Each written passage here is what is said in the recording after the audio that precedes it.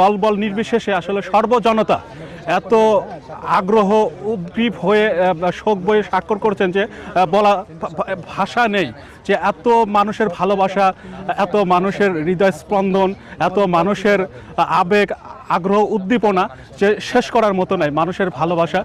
সাবেক প্রধানমন্ত্রী, BNP chairperson, সদ্য প্রয়াত বেগম খালেদা জিয়ার চিত্র প্রদর্শনী আয়োজন করেছি। এটা Bogura media and culture society ঢাকার উদ্যোগে এটা আয়োজন করা হয়েছে। আমার নাম ইসাহাক আসিফ, আমি অর্থ সম্পাদক Bogura media and culture society ঢাকার। তো এখানে আমরা গত শুক্রবার আয়োজন করেছি।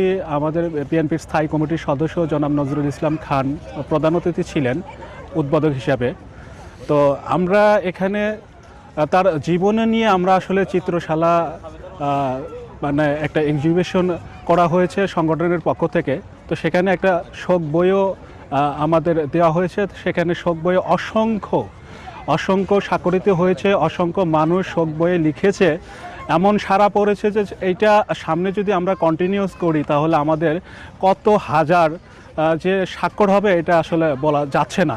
এটা আসলে মাসফিফুল হয়ে গেছে যে অসংখ্য মানুষের এত সারা, আসলে সদ্যপ্রয়াত বেগম খালেদা জিয়ার প্রতি মানুষের এত আবেগ, অনুভূতি যা আসলে শেষ করার মতো না। এখানে আমাদের সংগঠন থেকে যে আয়োজনটা, সেই আয়োজনটা প্রচুর সাড়া পেয়েছি। আগামী দিনে এর চেয়ে বেশি সাড়া পাবো।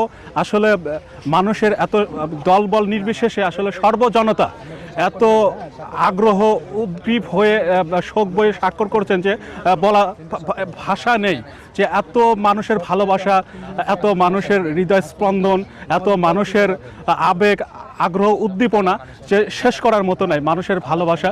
তো আমি যেটা মনে করি যে সংগঠনের একজন সাধারণ সদস্য হিসাবে যে আমাদের যে আয়োজন, সে আয়োজন আমরা আগামী দিনে আমরা ঢাকা সহ গোটা বাংলাদেশের যে কোনো প্রান্তে আমরা বেগম খালেদা জিয়া, সদ্যপ্রয়াত বেগম খালেদা জিয়া সহকারে বিএনপির চেয়ারম্যান জনাব তারেক রহমান, তিনি দেশে এসেছেন দীর্ঘ 17 বছরের বেশি সময় পরে বাংলাদেশে প্রত্যাবর্তন করেছেন। তো সব মিলে আমরা আগামী দিনে এই ধারাবাহিকতা আরও সামনের দিকে এগিয়ে নিয়ে যাব, এইটাই আমাদের সংগঠনের প্রত্যাশা। ভালো থাকবেন, সবার প্রতি সালাম, আসসালামু আলাইকুম।